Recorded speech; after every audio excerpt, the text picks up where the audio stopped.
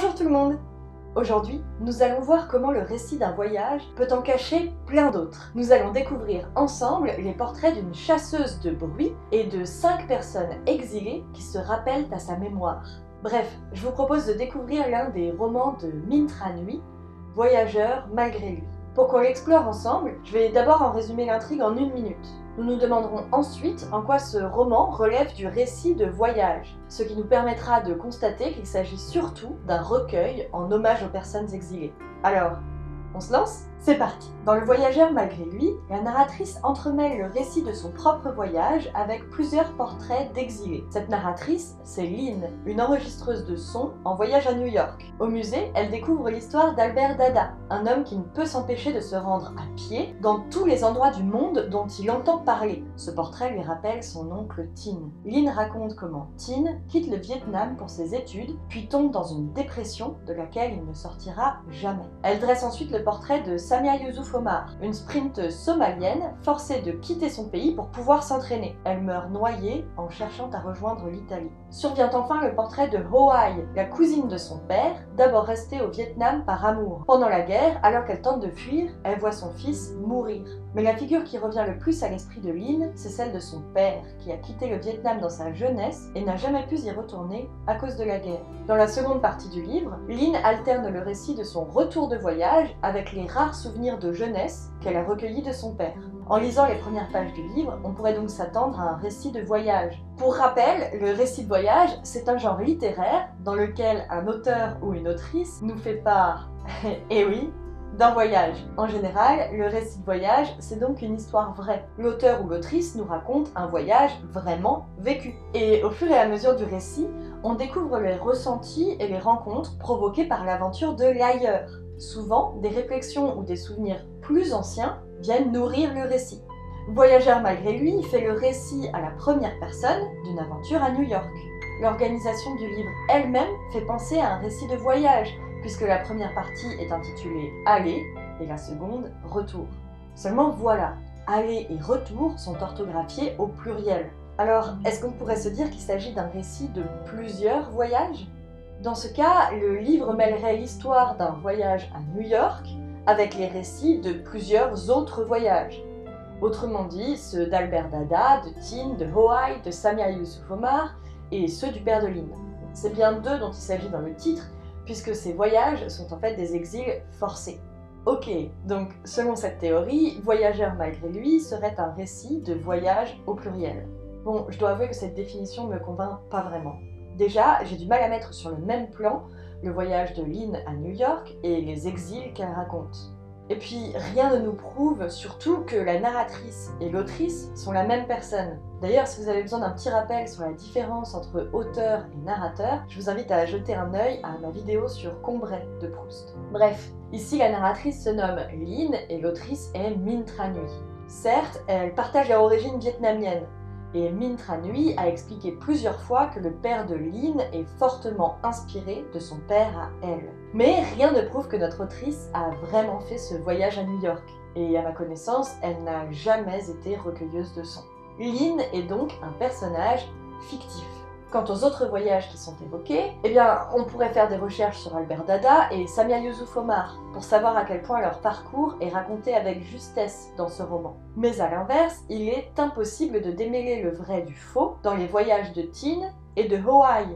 En fait, on ne sait même pas si ces personnages ont réellement existé.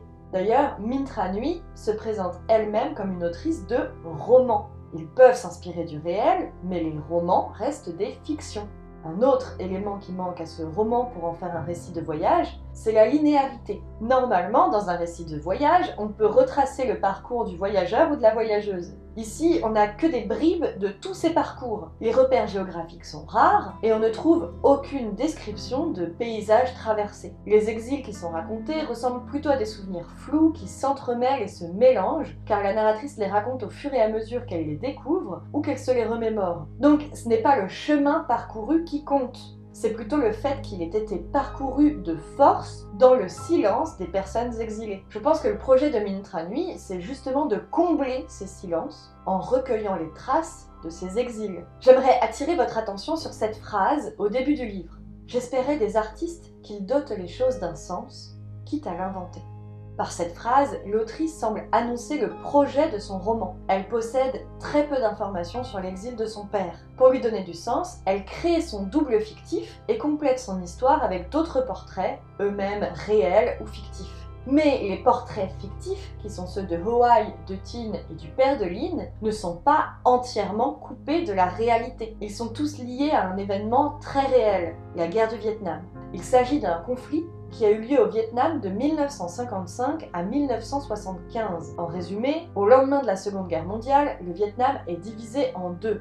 Au nord, la République démocratique du Vietnam, qui est une région communiste, et au sud, la République nationaliste du Vietnam, qui se trouve sous l'influence des États-Unis, alors en conflit contre le communisme. Les puissances occidentales mettent la pression au Vietnam du Nord pour qu'il fusionne avec le Sud, et au Sud, des groupes locaux se battent pour imposer le communisme du Nord. C'est ainsi que la guerre éclate. Le résultat, c'est que les populations du Nord et du Sud se retrouvent tour à tour persécutées par des régimes anticommunistes ou pro-communiste. Il suffit par exemple d'avoir travaillé comme professeur sous le régime communiste pour être accusé de collaboration lorsqu'il est renversé. En 1975, le pays est réunifié sous un régime communiste. Nombreuses sont les personnes qui doivent alors s'exiler après avoir vécu des années de terreur. Dans notre roman, c'est le cas de Hoai. Tin et le père de Lin quittent quant à eux le Vietnam pour leurs études, mais la guerre puis son issue les empêche d'y retourner.